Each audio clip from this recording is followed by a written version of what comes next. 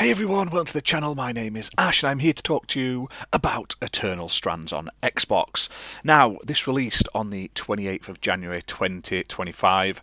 It's developed and published by Yellow Brick Games, who are a new studio full of industry veterans. It's $33.49 on Xbox, but it's available with Game Pass, and I was lucky enough to be sent a code to give this game a good playthrough, and so far, while I haven't finished the game yet, I'm having an absolute blast playing it, and it's one of the best games I've played so far this year. I've been really enjoying it. Now, one thing I do like, it's an Xbox Play Anywhere title, which means if you get it digitally, you can play it on Xbox Series X and S or PC or via cloud gaming, which is great. I've been playing it on my Series X, but there are times when I like to just jump on and play on my PC, so it's nice that I can just continue where I'm up to as I'm going. Now, this is like a fantasy action adventure game, and honestly, it's just really good. The game features beautiful, stunning environments, like, they are gorgeous. And when I was playing in them, I was like, this is what I wish Fable looked like. Like, I know it's going for this sort of realistic look, but I'd love Fable to have this sort of modern style graphics, but still a little bit cartoony. The character designs are fantastic, and the story is so far really intriguing.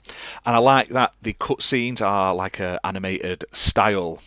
Now, one thing I did like about this game is where you go against these giant adversaries. It kind of reminds me of like Shadow of the Colossus a little bit. These big giant sort of guardians that you're fighting. I have beat the first one. I'm just onto the sort of like second major area in the game. I'm about 3 hours into the game so far.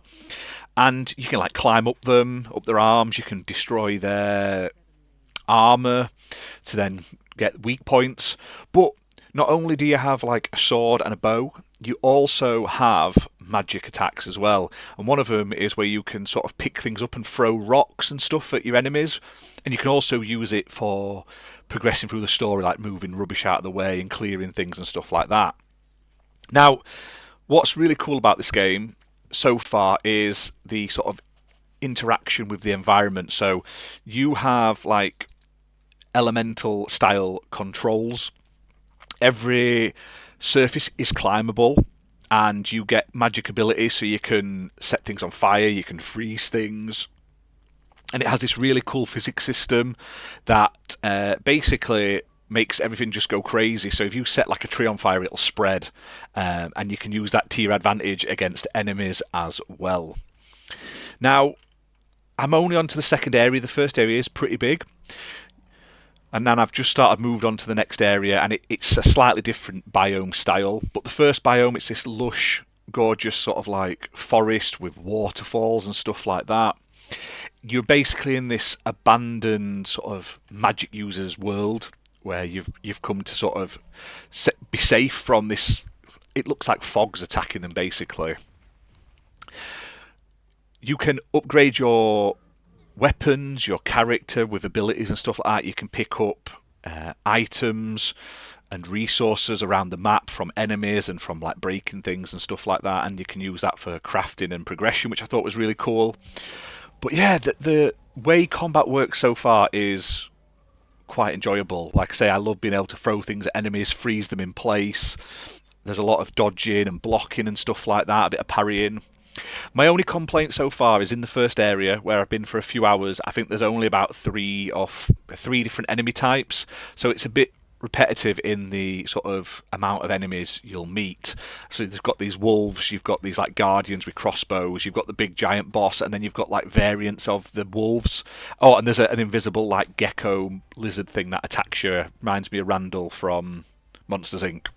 But so far, I'm absolutely loving this game, and I was playing it in front of the mother-in-law, and she was watching. She's like, "Wow, this game looks amazing." So it looks great. It's really fun and enjoyable. So definitely check it out if you're into your games. Like I say, it's available right now. You can play it with Game Pass for free, as part of your subscription, should I say. But it's still basically free if you're paying for Xbox Live and stuff. Or you can pick it up for $33.49. It's also available on other platforms as well. And I'm going to do a stream and probably a full review of the game once I'm a bit further into it. But right now I've just been blown away by how much fun I have been having with it. The world I'm exploring. I like climbing all over the place, trying to find secret chests and stuff like that. Picking up collectibles. Really, really good. The characters are great, and it's voice acted as well. Really well done for a first game from a new company.